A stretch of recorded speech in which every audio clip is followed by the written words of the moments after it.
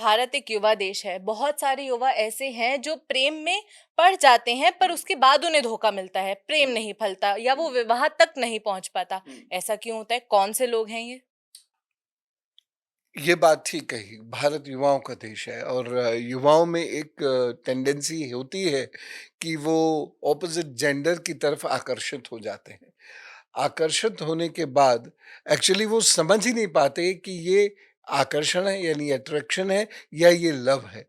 ये समझ नहीं पाते और उसी में धोखा होना शुरू हो जाता है। डिमांड्स बढ़ती चली जाती हैं, पोजेशन बढ़ता चला जाता है और इसकी वजह से अजीब-अजीब परेशानियाँ शुरू हो जाती हैं और उसके बाद वो क्या टर्म हो कहते हैं ब्रेकअप, ब्रेकअप हो जाता है। और ये ब्रेकअप भी अब लोग बहुत आसानी से करने लगते हैं कि पिछले हफ्ते कोई और था फिर ब्रेकअप हो गया, इस हफ्ते अब कुछ नया देखेंगे। ऐसा भी होता है क्योंकि मैं सौभाग्य से शिक्षक भी हूँ, तो ऐसे बच्चों को बहुत सारा देखता हूँ, उन्हें काउंसल भी करता हूँ। तो हाथ में प्रेम की जो रेखाएँ हैं, वो कौन-सी हैं? और क्या वो रेखाएँ हैं जो ये संकेत करती हैं कि प्रेम फलीभूत नहीं होगा, उसमें धोखा होगा? और फिर उसके उपाय। तो हो जाइए तैयार, रखिए अपना हाथ सामने और सुनना शुरू कीजिए।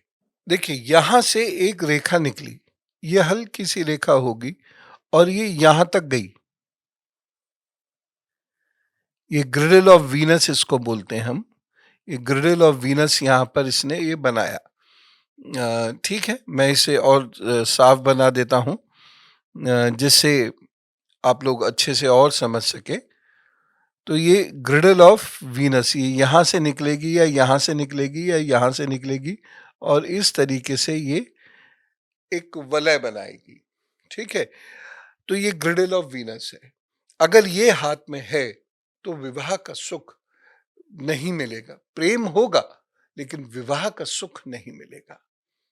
ठीक है, उसके बाद यहां मान लीजिए अगर कोई इस तरीके से आइलैंड बनता हुआ नजर आ रहा है, इस तरीके से कोई आइलैंड बन रहा है, तो उसका भी मतलब यही है कि प्रेम होगा और उसमें बुरी तरह धोखा उठाएंगे, दिल टूट जाएगा और आपका करियर भी उससे सफर करेगा, आपकी पर्सनैलिटी भी उससे सफर करेगी, आपका घर भी उससे सफर करेगा। अगर यहाँ से ये छोटी छोटी रेखाएं हैं इस तरीके से, एक रेखा हार्ट लाइन पे से नीचे आ रही है, आप समझ लीजिए हार्ट टूटना ही, हर हालत में हार्ट टूटना।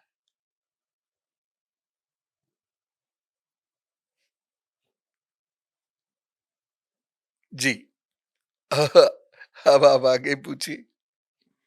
तो गुरुजी, हार्ट टूटना तो निश्चित हो गया है अब। तो अब इनके लिए कोई उपाय भी बता दीजिए। बताता हूं। देखिए, पहली चीज तो ये है, प्रेम ना करें। ये चीज मैं पत्थर की लकीर की तरह से आपको लिख के कह सकता हूं और कहना भी चाहता हूं, इससे दूर रहें, नहीं तो परेशानियां आएंगी आएंगी। पहली बात। दूसरी चीज ये है कि डॉक्टर साहब बड़े आसानी से हार्ट का इलाज कर देते हैं, लेकिन यहाँ पर हार्ट का इलाज आसानी से नहीं होगा। ये जो कटा-पटा दिल लेके आप साल डेढ़ साल तो घूमेंगे ही घूमेंगे, कुछ उससे भी ज़्यादा घूमेंगे।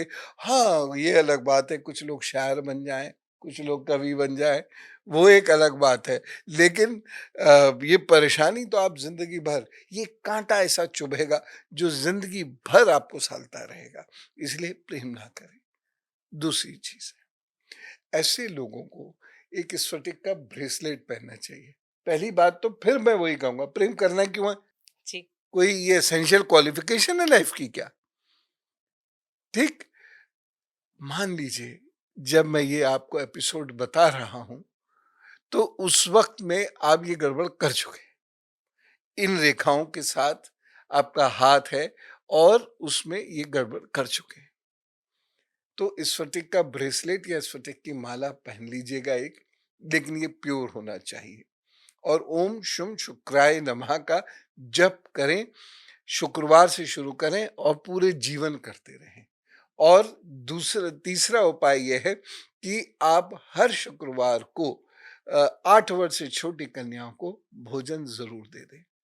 उनकी दुआओं से आपका प्रेम शायद बचा रहे और आप धोखा ना उठाएँ। प्रेम नहीं भी बचे, आप धोखा उठाते हैं ना, तब ज़्यादा तकलीफ़ होती है। तो आप हो सकता है फिर उस तकलीफ़ से बच जाएँ।